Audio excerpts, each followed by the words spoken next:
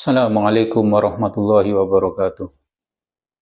Innal hamdalillah wassalatu wassalamu ala Rasulillah wa ala alihi wa ashabihi wa man wala. La haula wala quwwata illa billah. Subhanaka la ilma lana illa ma 'allamtana innaka antal alimul hakim. Baginda Nabi kita Muhammad sallallahu alaihi wasallam menyampaikan satu pesan sabda tentang hakikat kehidupan dunia ini. Ad-dunya malmunah wal ma'unun ma fiha illa dzikrullahi wa mawalah wa alimun wa muta'allimun. Baginda Nabi kita Muhammad sallallahu alaihi wasallam menyampaikan kehidupan dunia ini adalah malmunah. Sebagian para ulama menjelaskan al-malmunah adalah maknanya zamun, yaitu sesuatu yang tercela. Karena sebagian manusia di dunia ini lupa dengan Allah sebagai penciptanya. Kemudian makna yang kedua adalah al-ma'unah itu adalah mubghadatun, yaitu sesuatu yang dibenci oleh Allah Subhanahu wa taala. Dunia ini sesuatu yang dibenci oleh Allah Subhanahu wa taala karena kebanyakan manusia sering tidak ingat kepada Allah. Manusia sering memperturutkan hawa nafsu dibanding memperturutkan petunjuk-petunjuk dari Allah Subhanahu wa taala.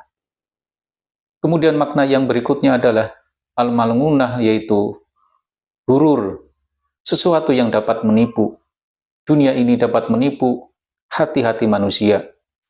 Manusia sering lalai bahwa kehidupan ini adalah kehidupan yang sementara. Ada kehidupan di akhirat kelak yang menjadi tempat tinggal yang abadi.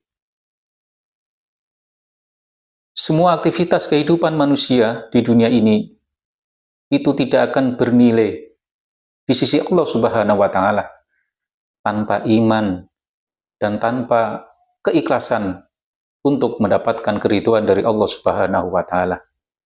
Orang-orang yang tidak beriman, semua aktivitas, semua ucapan dan perbuatan dari mereka, dan apa-apa yang dikeluarkan dari harta mereka, tidak akan bernilai di sisi Allah Subhanahu wa taala. Bahkan Allah akan menjadikan debu yang berterbangan nanti di akhirat kelak. Wa ja'alnahu haba'am mansura, bahwa Allah akan memperlihatkan segala aktivitas kehidupan manusia bagi orang-orang yang tidak beriman akan menjadi debu yang berterbangan. Semua kehidupan orang-orang yang tidak beriman tidak akan diterima oleh Allah Subhanahu wa taala. Sebagaimana firman Allah, "Wa may yabtaghi ghairal islama dina fala yuqbala minhu wa huwa fil akhirati minal khasirin." Barang siapa yang mencari agama selain Allah, maka sungguh dia di akhirat tidak akan diterima apa-apa yang mereka lakukan di dunia, dan mereka termasuk orang-orang yang sangat merugi.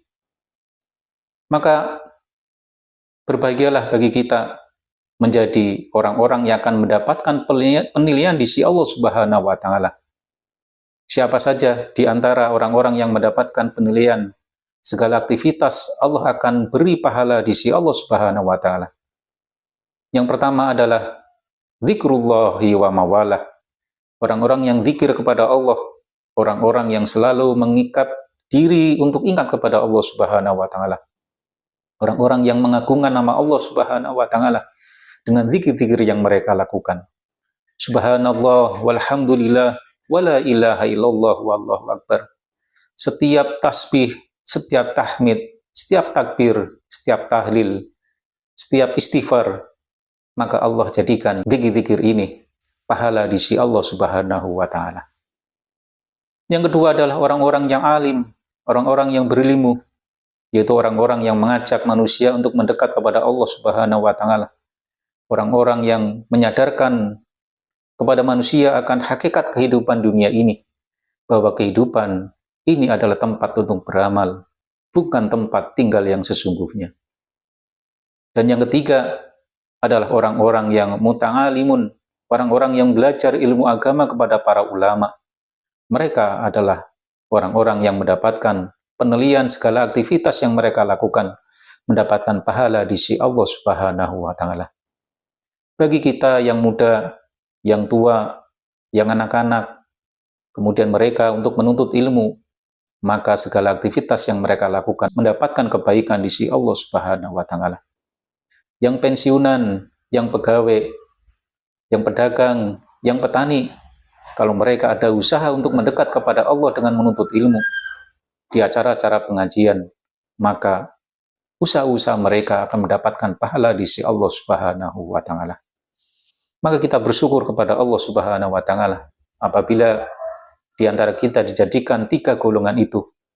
Yang pertama adalah orang-orang yang selalu zikir kepada Allah Subhanahu wa taala, atau di antara kita yang ditakdirkan oleh Allah Subhanahu wa taala menjadi orang-orang yang alim. Ini adalah satu anugerah yang sangat luar biasa. Kemudian yang ketiga, barangkali kalau kita tidak mampu menjadi orang-orang alim, paling tidak kita bisa belajar untuk mendekat kepada Allah Subhanahu wa taala melewati para ulama-ulama yang kita cintai.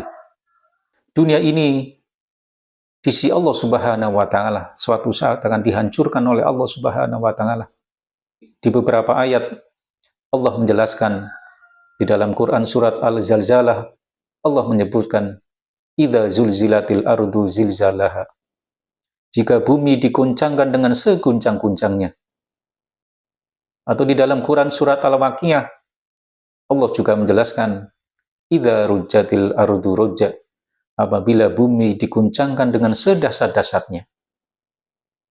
Kemudian kejadian hari kiamat di beberapa surat, misalkan surat Al-Infitor, Allah menyebut idzas sama'u fatarat wa idzal kawakibun tatharat wa idzal biharu fujirat ila akhir ayat.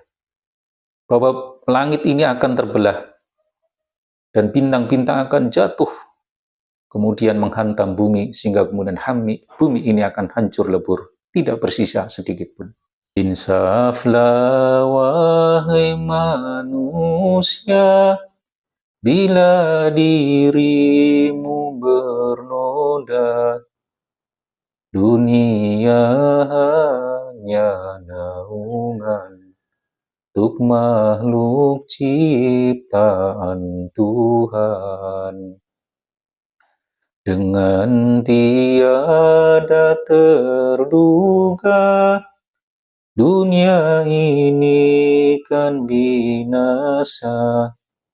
Kita kembali ke asalnya, menghadap Tuhan yang esa.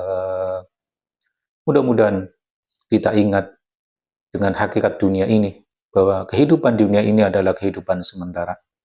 Kehidupan yang bisa menipu orang-orang, kemudian lupa dengan tujuan akhir kehidupan, yaitu kehidupan akhirat. Moga-moga kita diberikan oleh Allah untuk terus ingat kepada hari akhirat, sehingga kemudian kita terus berupaya untuk mencari hidayah Allah Subhanahu wa taala untuk beramal soleh di dunia ini. Wassalamualaikum warahmatullahi wabarakatuh.